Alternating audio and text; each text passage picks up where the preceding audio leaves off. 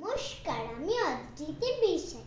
আমি একটি কবিতা বলবো। কবিতার নাম হলো নবার নামতা পাঠ কাজী নজরুল ইসলাম। এক একে এক, বাবা কোথায় দেখ। দুই একে দুই, নেগো একটু শুই। তিন একে তিন, ওহো গেছি আলপিন। চার একে চার, ওই ঘরে আচার। পাঁচ একে পাঁচ, ওই দেখ কুলের গাছ। ছয় একে ছয়, বাবা গুড বয়। সাত একে সাত, পণ্ডিত মশাই কাত।